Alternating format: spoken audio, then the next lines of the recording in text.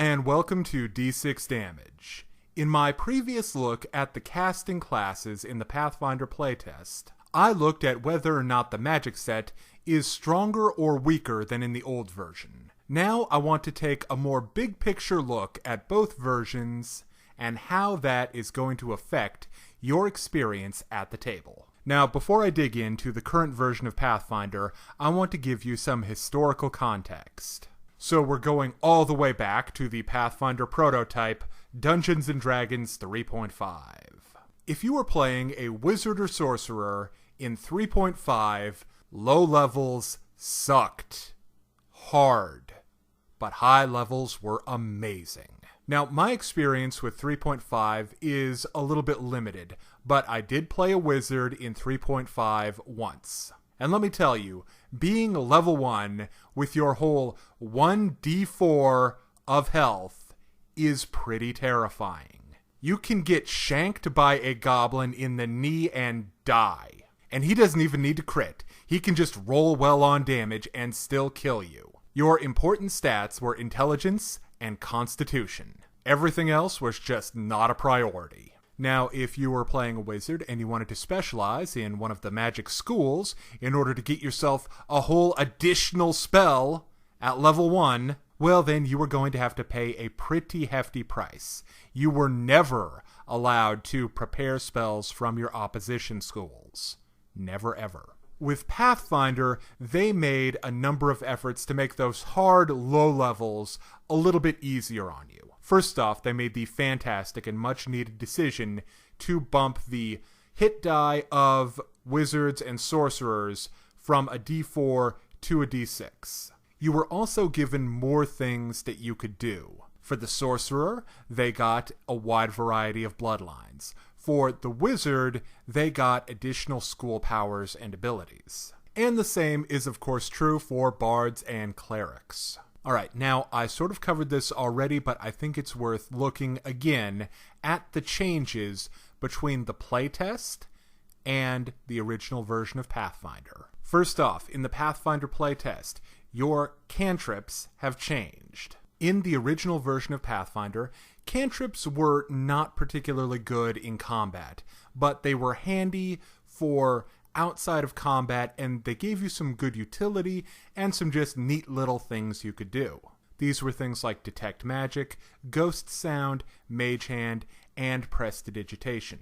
A lot of your use of cantrips depended on how imaginative and creative you could be with them. In the playtest, they are a mage's best weapon. You have infinite ammo and respectable damage. The utility cantrips are still there. You still have Mage Hand, Ghost Sound, all of that stuff. But they're only about as useful as they were in the original Pathfinder. They haven't made any big steps forward. And Detect Magic in particular has taken a step back. It only really becomes useful once it's been heightened. The next big difference is spell level versus heightening. In the original Pathfinder, spell level was relatively static. This was essentially your character level if you didn't multiclass. But you could actually raise your spell level over your character level if you did things like take feats or meet other special conditions. The spell level determined in part the effect of the spell. For damage spells, this was typically the number of hit dice, and for other types of spells, spell level affected duration. In a lot of ways, heightened spells act like metamagic feats. Basically, you're sacrificing a higher level spell slot for an additional effect, whether that's more damage, duration, stuff like that. Because spells don't scale like they did in the original Pathfinder, with everything being affected by spell level separately, you're essentially going to have a small number of really powerful spells. And it's actually going to be quite a small number because another thing that has been changed is the number of spells you have. The playtest removes bonus spells that you get from your ability modifier. This was a feature of spellcasters in the original 3.5. So no bonus spells. You also have fewer spells overall. Everyone, bards, clerics, sorcerers, and wizards, all have the same number of spells per day. Alright, now on to the big question, what does this actually mean for us at the table? Well, playing a caster in Pathfinder 2 is easier than in the original Pathfinder, and certainly much easier than 3.5. Building a caster is just more forgiving. If you made a significant mistake, like you put points into strength when you should have put them into dexterity, if you didn't have a high enough core ability modifier like intelligence for wizards or charisma for sorcerers or bards or wisdom for clerics, then you were going to be seriously weakened in terms of both the potency of your spells and the number of them you would have.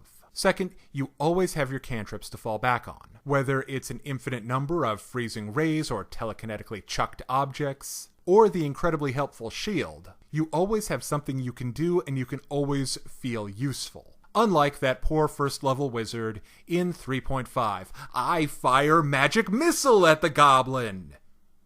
You rolled a 1 on your d4. You did 2 damage.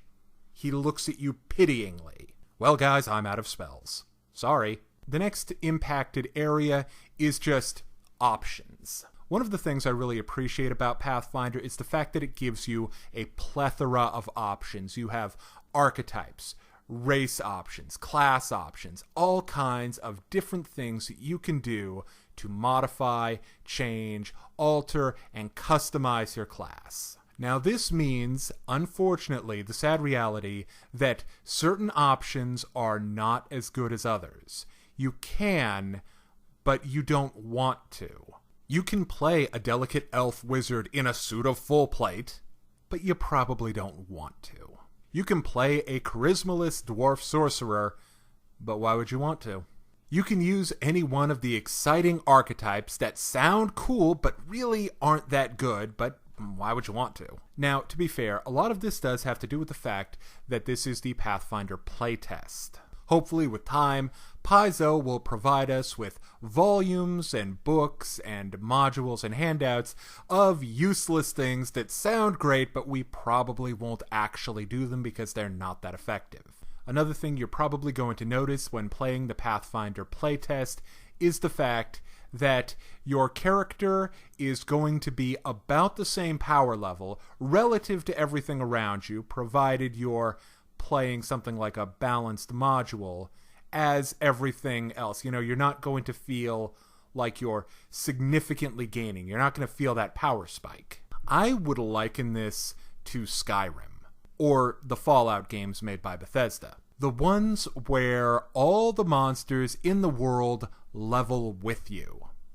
You are most certainly stronger and better equipped than you were at the beginning of the game, but you're also fighting things that are one hell of a lot harder. And there's a relatively smooth progression from here to there. Unlike, say, one of those old-timey RPGs, like the earlier Final Fantasies, where you could just level up like a boss, go to a area that you left a long time ago, and just laugh as you burn, destroy, and kill every single thing that once made your life so hard. Now that you've heard my thoughts on how casters have changed from the original Pathfinder to the Pathfinder playtest, I'd like to hear from you.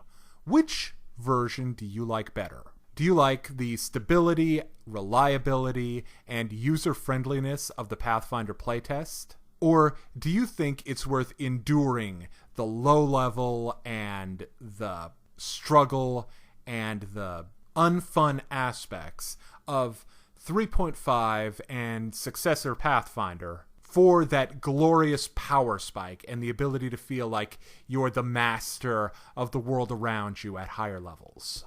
Also, thank you for watching D6 Damage. Now, if you're interested in character builds and class analysis for Pathfinder and Dungeons & Dragons, check us out right here on YouTube.